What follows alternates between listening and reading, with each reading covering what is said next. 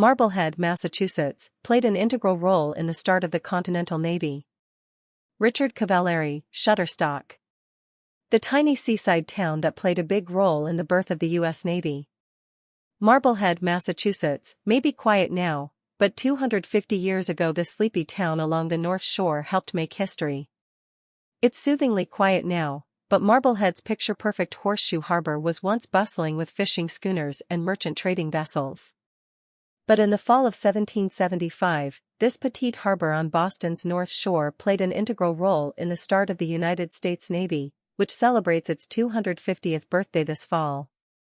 October 13th is the United States Navy's official founding date, but the idea began in the summer of 1775 when General George Washington took command of the Continental Army in Cambridge, Massachusetts. Though then under siege in Boston, the Royalists were well fed and armed. Thus, Washington formed the Continental Navy with Marblehead merchant Colonel John Glover, commander of the town's land regiment. Together, they fit Glover's schooner, the Hannah, with cannons, and created the USS Hannah, the Continental Navy's founding vessel. It went on to fight the first seaborne attack of the Revolutionary War. The small Continental Navy took on the greatest naval force the world had ever known and turned the tide at the Siege of Boston, which ended in a Patriot victory in March 1776. Nearly 100 years later, the Marblehead Museum's exhibit on the Revolutionary War is set to open in spring 2026. Marblehead today. Marblehead's beautiful harbor is used for leisure boating now, but both boaters and land-bound visitors are drawn to this sleepy town built on a rocky peninsula for its well-preserved 18th-century buildings, which are still part of everyday life. Marblehead was first home to the Naumkeag, but in 1684 their land became part of the Massachusetts Bay Colony. Ingnakai, Shutterstock. I believe it's the largest concentration of 18th-century buildings in the U.S., says Lauren McCormick, executive director at the Marblehead Museum. If you took the cars away, the streets look like the way they did back then. It's quieter now, though back in 1775, it was the sixth most populous place in the U.S., says McCormick.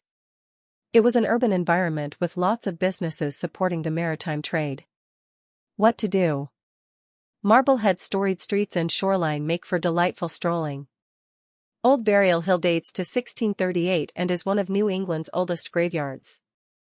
Adjacent is Redd's Pond, named for Wilmot Redd, the only Marblehead resident convicted and hung during neighboring Salem's witchcraft trials. Crocker Park has excellent views of the harbor and Devereux Beach is one of several beaches in the area. Salem casts a spell, even without the witchcraft. At the very end of Marblehead Neck, near Fort Sewell, Chandler Hovey Park reveals some of the once abundant eponymous marble, which was sheared off and used to build Boston and beyond. Marblehead was first home to the Naumkeag, but in 1684 their land became part of the Massachusetts Bay Colony. By 1700, Marblehead's thriving shipbuilding, merchant, and fishing businesses created very wealthy merchants like Glover, and later on, Massachusetts Governor, Elbridge Gerry, which is where the term gerrymandering comes from.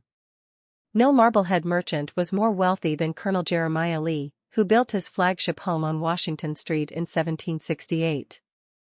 Now part of the Marblehead Museum, this massive structure is one of the most intact examples of Georgian architecture anywhere in the U.S.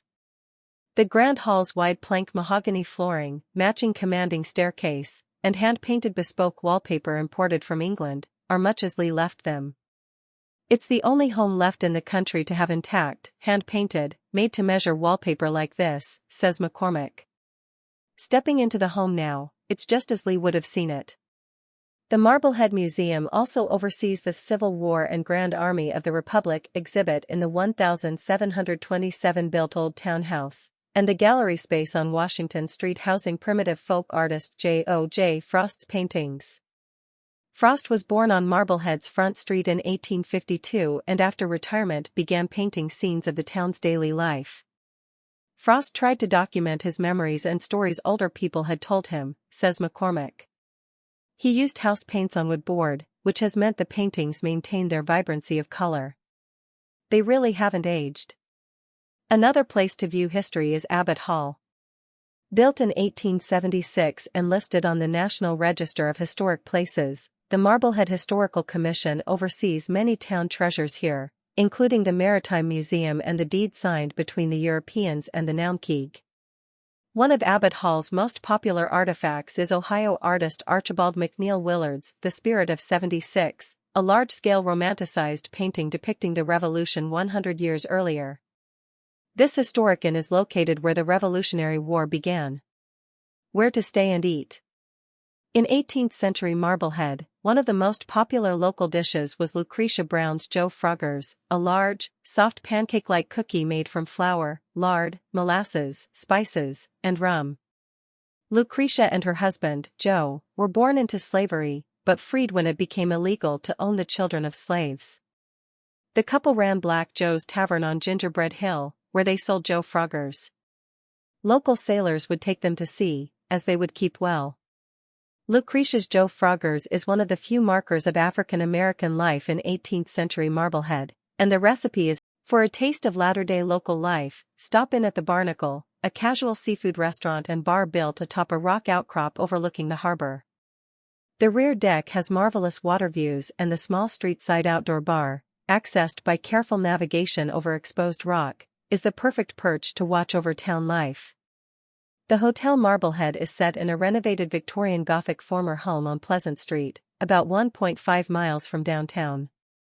Rooms and suites have a contemporary feel and a nautical flair, and bikes are available to borrow.